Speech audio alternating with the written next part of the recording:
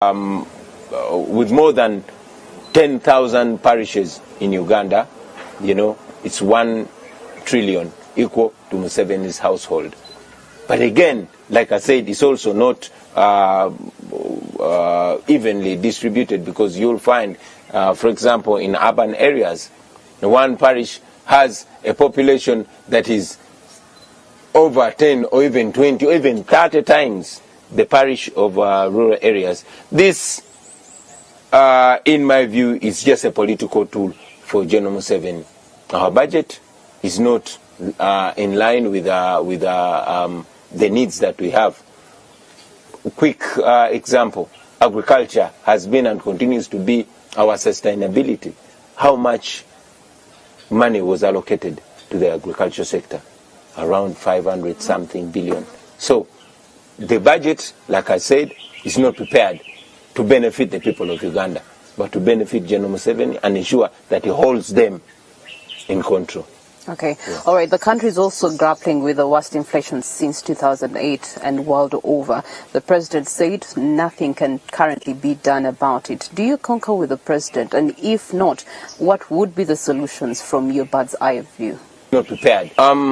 I disagree with Mu7 for the reasons he gives. Of course, just like he has been conveniently using COVID-19 as reason for whatever he does, now the best convenient excuse is the war on Ukraine. But commodity prices started shooting up way before November 2021, way before the war on Ukraine. So I disagree. There is certainly something that can be done. Cut wasteful spending.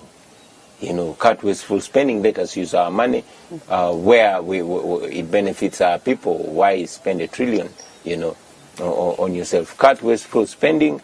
And we also proposed, a few proposals. I addressed the nation recently. I'll refer you to that, because I wouldn't want to spend most of this interview, because we are largely touching this and that. But I'll refer you to my communication for more technicalities. The people are asking, if you are president. Prices. Like I said, I gave brief. I'll just be brief on this program. Fuel prices are high. We have a law. We have a petroleum act here in Uganda, a Petroleum Supplies Act, which empowers the Commissioner for Petroleum Supplies to rein in. The government can do something about that. First of all, let it be transparent with the people. Let the people be educated in order to appreciate the changes and fit in. Let the government shine a light on the fuel prices. One, split it into 3, because government can take control in that. There's a cost of price of a liter of fuel on our borders. I would say it's probably 2,800 or thereabout. There is the tax that's levied on it, and then there's that gap of profit, and altogether it builds the cost of petroleum. Now, the Commissioner for Petroleum Supplies can rein in and control and make and say, okay, this is the cost of a liter of fuel by the time it gets to our borders. This is the tax that is on the fuel per liter. And then, guys, this should be the gap of profit. And there, the population can be cushioned. Unfortunately, the regulator, who probably has the same name as many that are controlling, it's the same group, it's a cabal. These are the same people regulating, and the same people in the fuel business. So they will not regulate, because they want to have a large profit margin. And that profit margin is the problem. You understand what I mean? Because they want, and they are not even letting the population know the details of that, because they want to exploit you in ignorance. Take Kenya, for example. Kenya goes as far as the Arab countries to negotiate a good price for their people. Uganda had the highest cost of fuel still has the highest cost of fuel in the East African region. Why? Because for us, we are seen as abateja. In South Africa, they call them abateja. You know, we are seen as people that are manipulatable, and the more we're kept in the dark, is the more they manipulate us. So the fuel cost has continued to go high. Has continued to go high because it's deliberately high. The higher it is, the more benefit for these people, they and the fuel business. So whenever the cost is not high, they can even deliberately make it high. You understand? They don't open up about the taxes, and they don't control the profit margin, and not just the fuel. Now that's my proposal for the fuel. Of course, we propose that they should also stop the fuel tracking, because it only delays the trucks on the border, and also adds an extra cost which is useless. It was only useful 15 years ago. I also proposed that because now fuel makes it terrible for all commodities altogether, but food is a problem for us who live in urban areas. For the people living in the ghetto, food is a problem. People survive on chapati. You understand?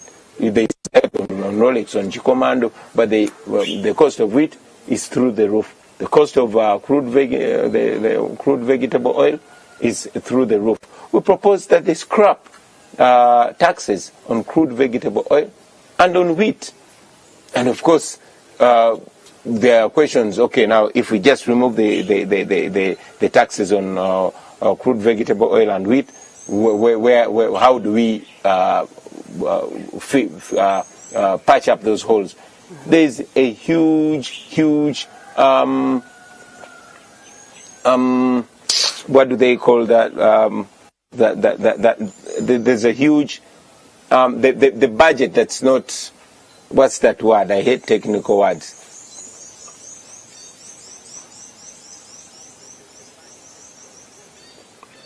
The budget that's not talked about.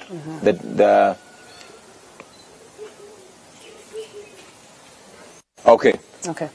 The budget that the General Mu7 takes, and it's not talked about. You know, cut that. Cut that budget, because we are not at war. Cut the budget of security. We are not at war. Let it fit in there.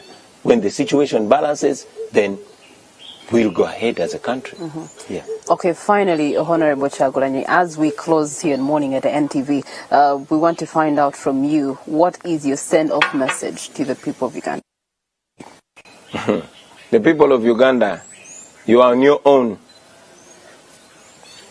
You are on your own. The people ruling over you don't care. The classified budget, that's the word. They care about themselves. They put more money in the classified budget. You will not know what it has done, but there will be no medicine in the hospitals. The children won't go to school. And everybody is going to face it. I want to send a message to the teachers. When the doctors were protesting, you were quiet. When the borders are protesting, you're quiet. When these ones are protesting, you're quiet. Now it's your time. Soon it will be on the artists. The other day it will be on... I mean, all of us are in trouble. We are under occupation. The people that are ruling over us, they don't care whatsoever. They're just prolonging their rule over our country. Every day that they get is an additional day. Every day that they get is an additional day. So we are on our own. The one and only solution to our problems is removing dictator Mu7. Uganda's problem is one. It is Mu7 and his family. They look at us as a farm. They look at us as a property. And until we remove those people, we shall continue suffering. The Congolese, the Zairians had to remove Mobutu Sese Seko to be okay. Okay? The Germans had to remove Hitler to be okay. The Russians had to remove Mussolini to be okay. We have to remove Mu7 to be okay. This, if we don't do, everything else is just a symptom. We'll just be touching this and touching that and touching the other. But at the end of the day, we are being ruled by a tyrant that does not care, that looks at us as his farm. So it won't help us to just cry and cry and cry. Let's get together and make sure that we break this dictatorship. That is the only way you teachers are going to live in dignity and do your job in dignity. This is the only way you journalists are going to do your job in dignity. Otherwise, they will continue beating you up for covering things that you're supposed to cover, etc., etc. So Ugandans, the only solution is to stop the Mu7 dictatorship, to return power to the people, so that leaders be there deliberating in the benefit of the people. As for Mu7, he sits down with his family over dinner and discusses Uganda, and then imposes that on the parliament, which puppet kind of parliament will just rubber stamp that, and will live in circles. Thank you so much, Honorable Kyagulanyi. Thank you very much. And you've heard it from the horse's mouth. He put it in musical words, tujune, come together. And it reminds us of our, when it comes to Uganda, it's all about God and our country. Yeah. So it should be collective efforts to move this country forward and to have things, methods, strategies that are going to accelerate Uganda for all of us. Thank you so much for watching Morning at NTV Thursday's edition. I trust that this discussion has been enlightful to you. Have yourselves a wonderful day. My name is Priscilla Regina Naloga. Many thanks, Priscilla Regina Naloga, there for that very insightful interview with the principal of the National Unity Platform, Robert Kyagulanyi Ssentamu. Priscilla, we should be assuring our audience on NTV, Morning at NTV, that they are not on their own. At least we have them covered, and we shall be able to bring them the latest information, updates, and of course a little bit of banter here and there to make life easier as they ease into each day, Monday to Friday. Of course, do keep it here. Tomorrow we shall be having a conversation with another political colossus in the country. Retired Colonel Dr. Kizza Besigye will be speaking to us on what is no doubt and arguably the most anticipated answer in the political space right now. What next for Kizza Besigye? That's it for the morning show this morning. I keep falling into that trap, but no doubt I hope you have yourselves a lovely day, and of course later do have enough rest to be able to catch the debate tomorrow as we speak to retired